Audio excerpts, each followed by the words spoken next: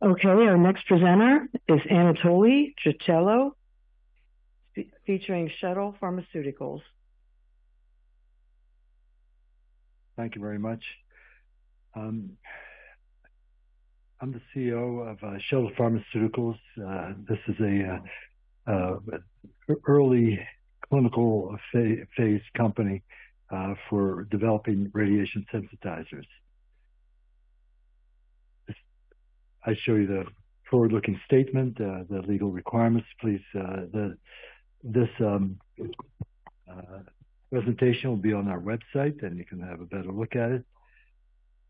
The company overview is we were formed in about 12 years ago. We went forward with an IPO in September of 2022, and the company is formed as a holding company, SHPH, which has a pharmaceutical company within it and has a diagnostic company within it. The therapeutics are the drugs robotuxuridine, a clinical stage orally administered cancer radiation sensitizer. Has a number of HDAC inhibitors, which are molecules that change the gene expression of cancers, and we have focused our preclinical work on SP225, which is a preclinical stage HDAC6 selective inhibitor. The main reason for this is a developmental work where this drug will prolong the immune response after radiation therapy of cancers. The diagnostic part has been recently incorporated within the last 6 months, and has two assets that we'd like to put into it in order to develop it in combination with our overall plan to improve the outcomes for cancer patients receiving radiation therapy. We have the PC-RAD test, a blood test for predicting outcomes following radiation for localized prostate cancer. And then we have the PSMA-B ligand, which is a theranostic molecule that offers to provide both diagnosis and therapeutics for the treatment of metastatic prostate cancer. This is the fundamental problem of radiation therapy. The technology, as you can see here,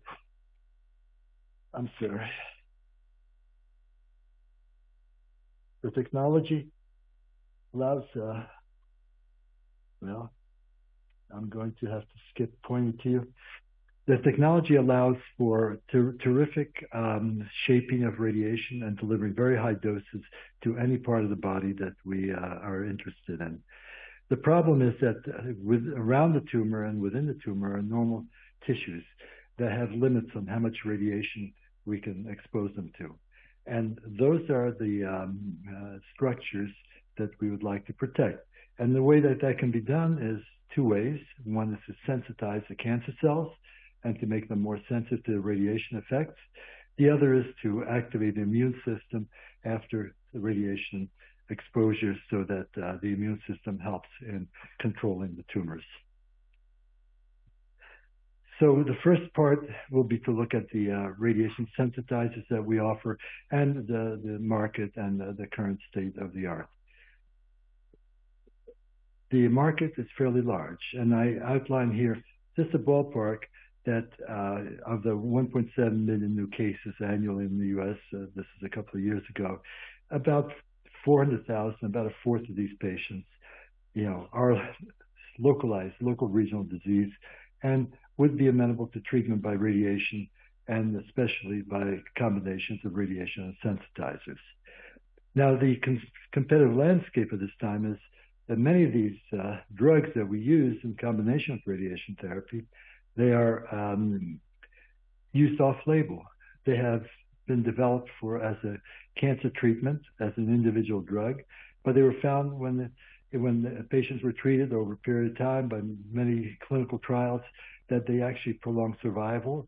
And even though the improvement may be small, in 5 to 10% range, that this is significant for patients in terms of improving their outcomes. So many of these drugs are used by clinicians as sensitizers. Our pipeline of sensitizers, therefore, includes what we think is the optimal approach, and that is to impact the radiation sensitizer, effects on tumor cells, and also to change the response of tumor cells to immune modulation so that the innate immune system can be activated. So we treat it up front with a sensitizer and radiation. Subsequently, we'd be looking for an approach where we would continue treatment post-radiation to affect the immune system. We have the lead, which is ropedoxuridine. We'd like to develop this for brain tumors and for sarcomas. And we have the class 2 HDAC6 inhibitor, which is something we'd like to develop for multiple disease sites in terms of trying to prolong the remission of cancers. This is our lead drug. The drug was developed many years ago as IUDR, the active ingredient. This is a thymidine analog that gets incorporated into the DNA.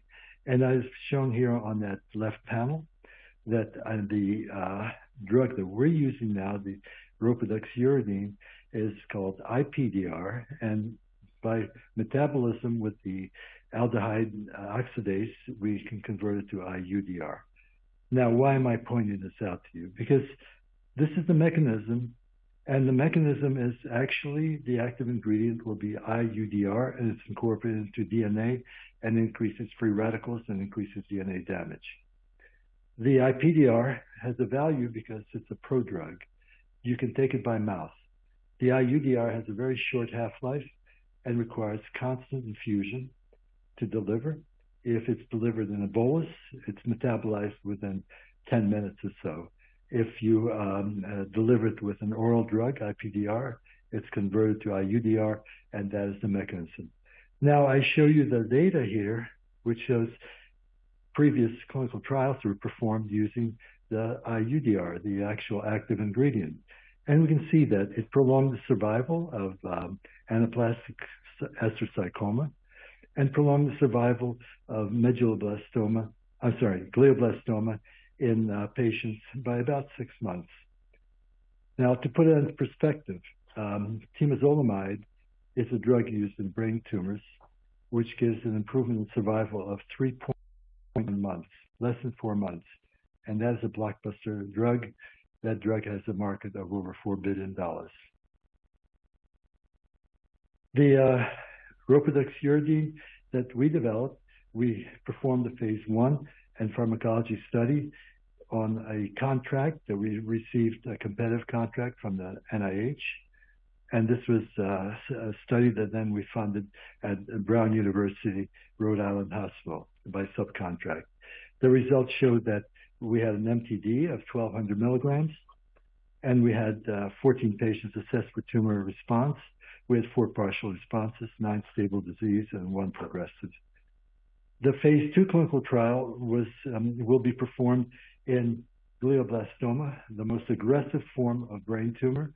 We will be using something called IDH wild type, methylation negative glioblastoma patients. And the reason for this is that there is no treatment for these patients that is standard outside of radiation therapy alone. By adding the drug, we are looking to improve survival by about 6 months. That would be our target. And the clinical trial was designed to address this compared to historical controls. The FDA gave us some guidance. The FDA is looking for what's called optimal doses. And by doing this with 2 different doses of drug, the MTD, and then a 20% lower dose, the idea is that if we can get efficacy with these drugs, the one that provides the least side effects would be the preferred drug. And this is therefore a randomized trial between 2 doses of drug, standard of care radiation therapy. And then at the end of it, we will continue by adding an additional 14 patients to get the statistical numbers necessary to determine if there's efficacy with this protocol. So our recent activities during this time was that we've had the campaigns to both manufacture the API and also to formulate and produce the capsules for use in a clinical trial. The phase 2 clinical trial was designed with FDA guidance, and we received a letter letter that it's safe to proceed on January 5th of 2024 after approval of the IND by the FDA. There are 5 academic clinical centers that are, identified as potential for the enrollment of patients, and these clinical centers have the ability to enroll at least 10 patients per year. So we're looking at approximately 1 year to enroll the patients that we need, and then probably about 18 to 24 months to from this day we start to get a readout of efficacy. We also have had an improvement in intellectual property by developing a new formulation of ropidoxuridine with another drug, Parasil, which allows for increased bioavailability in patients. So our expectation at this point is to proceed as this is our primary goal, to complete this clinical trial, get the readout, and then at the same time we are working on developing some of our preclinical assets to get them to the point of IND enabling. So this brings me to the selective HDAC inhibitors. I've been working on HDAC inhibitors for over 20 years with my colleagues, and the one thing that we know about it is that there are certain categories of HDAC inhibitors that do 2 things. They sensitize cancer cells by changing the gene expression, and they also activate the innate immune system. So these are the areas that we pursue. A model for this, we used a platform technology where we had something called an ATM activation domain, which we attached to the zinc binding domain. And we made a number of molecules that we then selected, and we identified these 225 as our candidate for the immune modulation, and 303 as our candidate for breast cancer development.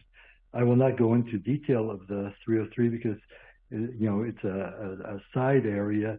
We can sensitize, but it also has some very effective killing against ER-positive cells. The 225, a selective HDAC inhibitor, is being developed preclinically now with the scientists at Georgetown University. And what we find is that the drug prolongs the macrophage polarization state in something called M1, which is an inflammatory state, and attacks the cancer cells that would be in place. And the idea is that when you irradiate cancers, you can't treat to the full dose to destroy all cancers. That you do is stimulate antigens on the surface of these cells, and those antigens become the target for the immune response. This data was published by Numpal and colleagues, including our scientists at Shuttle Pharma, and I give you the reference there. So the therapeutics development strategy, the first number 1 priority, as I mentioned, was ropidoxuridine and radiation therapy. We will perform the phase 2 clinical trial in brain tumors, and we will then seek to advance this through whatever FDA methods are available with breakthrough designation and look for early marketing approval if we can get it. In addition to that, we're looking to develop the ropidoxin and radiation therapy as a combination for the treatment of sarcomas. And this is something that we will be performing in collaboration with others in order to restrict some of the costs to the company. The priority number 2 is to develop the IND enabling studies of the HDAC6 selective inhibitor. So then we go to the last step, which is diagnostics.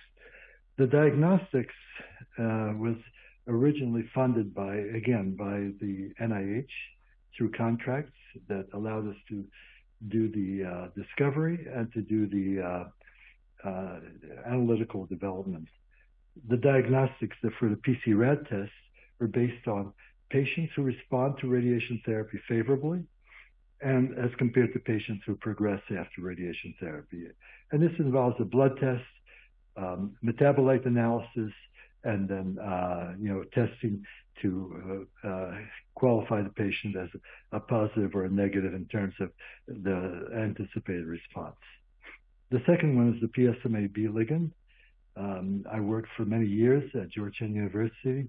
My position there was I was a clinician treating thousands of patients over those many years. And in addition to that, I did research with many of the scientists at the Cancer Center.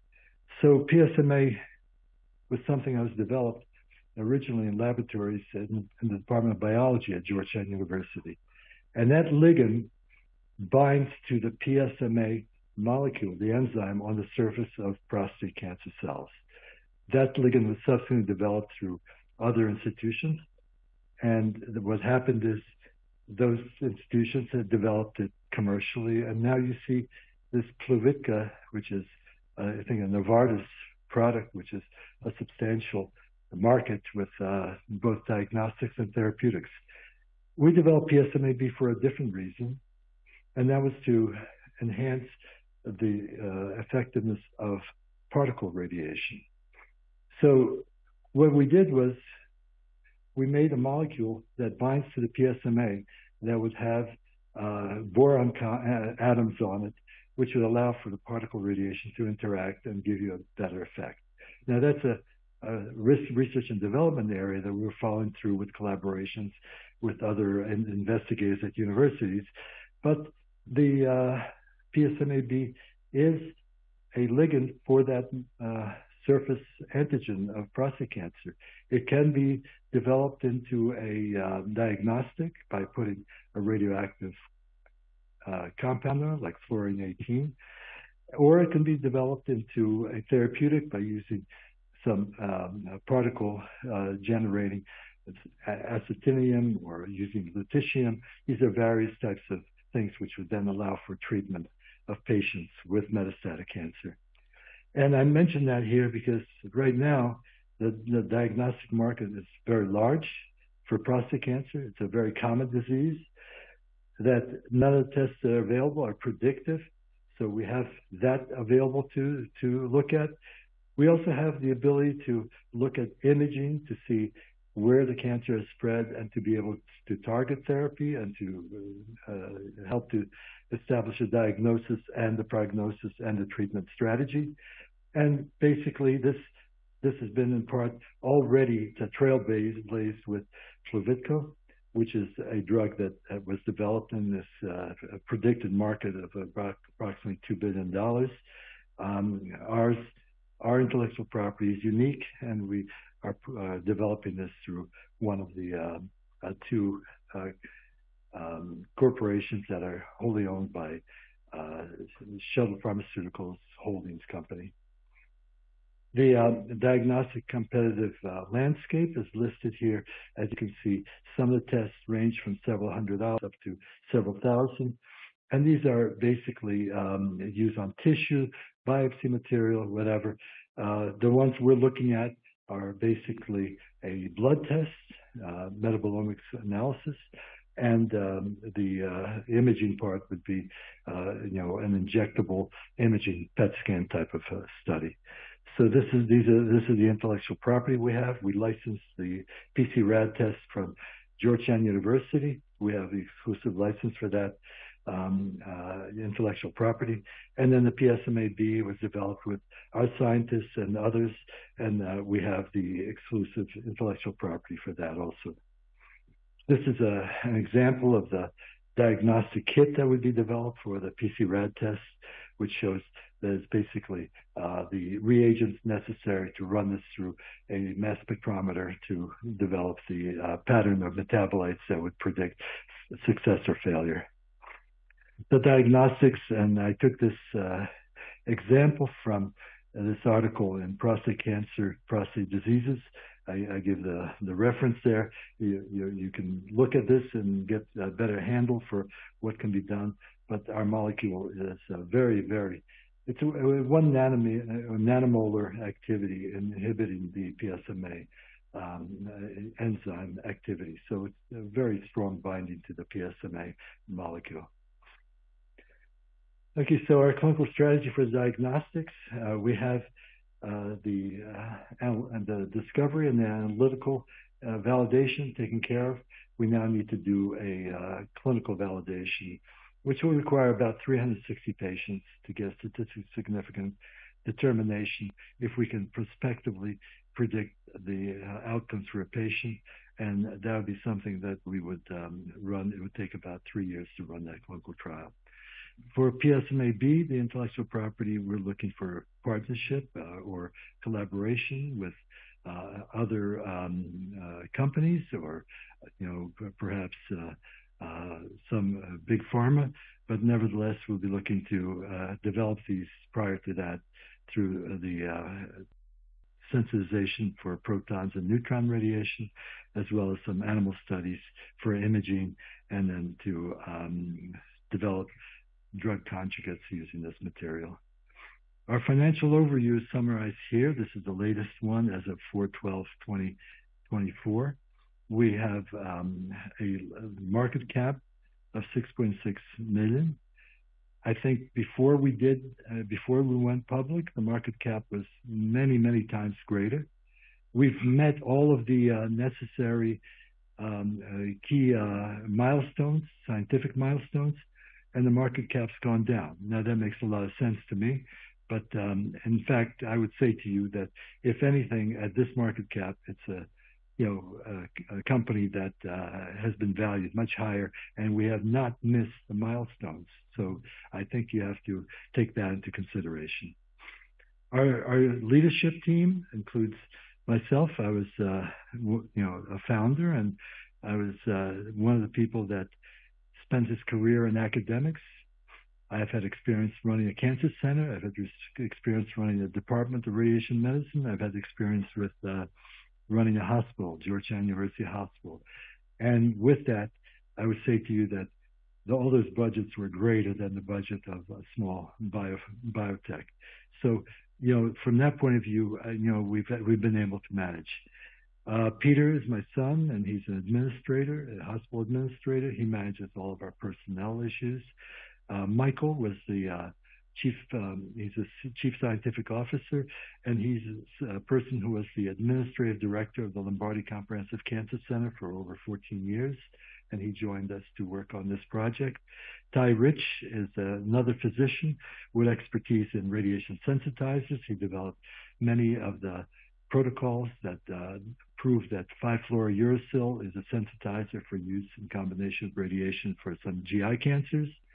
And he is also a Harvard graduate from the residency, and is a great companion for me to work with together. We actually collaborated on many of these decisions.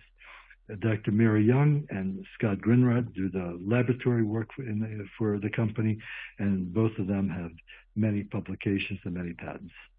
Our board of directors includes outside and directors, including Steve Richards, who has a history of working in the motion picture industry, and he has an MBA and a CPA, and he's the chair of our audit committee. Milton Brown is an MD, PhD, medicinal chemist. He helped to discover some of these drugs, including some of the HDAC inhibitors. Betty Jacobs is a distinguished scholar at Georgetown University. She was the dean of a nursing school. Chris Siniaki is the CEO of a chemical company, and they helped us to manufacture the API and are in position to help us with the others. And then Joshua Schaefer has big pharma experience in development of drugs for orphan diseases, and working within a large company. So this is our team, and I think we're in a good position to move further ahead. All we need is the necessary support from investors, and I'm hoping that when you heard my story, maybe it makes sense to you and you can consider it. Thank you very much. Do you have any questions?